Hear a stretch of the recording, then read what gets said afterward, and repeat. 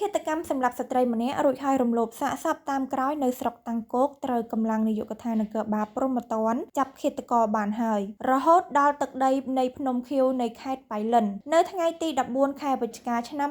2025មានករណីឃាតកម្មកើតឡើងបង្កដោយជនសង្ស័យឈ្មោះមនសីហាហៅឥណ្ឌាភេទប្រុសអាយុ19ឆ្នាំជនជាតិខ្មែរបានធ្វើសកម្មភាពសម្លាប់ជនរងគ្រោះឈ្មោះហ៊ីមទីណាភេទស្រីអាយុ22ឆ្នាំជនជាតិខ្មែររួចយកទៅកប់នៅដីមួយកន្លែងក្បែរផ្ទះរបស់ខ្លួនស្ថិតក្នុងភូមិក្រូចឃុំស្វាយភ្លើងស្រុកតាំងគោកខេត្តកំពង់ធំក្រោយពីមានហេតុការណ៍កើតឡើងខាងលើដោយអនុវត្តតាមបទបញ្ជារបស់លោកឧត្តមសេនីយ៍ឯកហ៊ុនគឹមជាតិប្រធាននាយកដ្ឋានកណ្ដាលនគរបាលយុត្តិធម៌និងលោកឧត្តមសេនីយ៍ឯកងេងជួរប្រធាននាយកដ្ឋាននគរបាលព្រហ្មទណ្ឌកម្លាំងនាយកដ្ឋាននគរបាលព្រហ្មទណ្ឌដឹកនាំដោយលោកឧត្តមសេនីយ៍ត្រីហ៊ុនមនីរតន៍វរសេនីយ៍ឯកហែមបូណានិងវរសេនីយ៍ឯកច័ន្ទគឹមលីអនុប្រធាននាយកដ្ឋានបានដឹកនាំសហការជាមួយស្នងការនគរបាលខេត្តកំពង់ធំនិងខេត្តប៉ៃលិនបានធ្វើការស្រាវជ្រាវតាមនីតិវិធីនិងជំនាញរហូតកំណត់បានទីតាំងលាក់ខ្លួនរបស់ជនសង្ស័យខាងលើលុះនៅថ្ងៃទី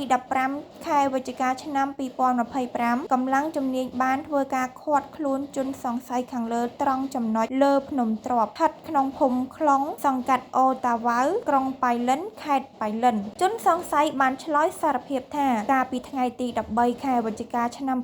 2025ជនរងគ្រោះបានមកទារប្រាក់ពីម្ដាយរបស់ខ្លួនប៉ុន្តែម្ដាយមិននៅបន្ទាប់មកខ្លួនបានលួងលោមជនរងគ្រោះឲ្យចូលទៅខាងក្នុងផ្ទះរួចបានធ្វើសកម្មភាពចាប់ខ្ទប់មុខនិងវាយសម្លាប់ហើយក៏បានរំលោភជនរងគ្រោះក្រោយមកក៏បានយកសាកសពទៅកប់តែម្ដងបច្ចុប្បន្នជនសង្ស័យកំពុងបំពេញសំណុំរឿងតាមនីតិវិធីប្រគល់ឲ្យស្នងការដ្ឋាននគរបាលខេត្តកំពង់ធំចាត់ការបន្ត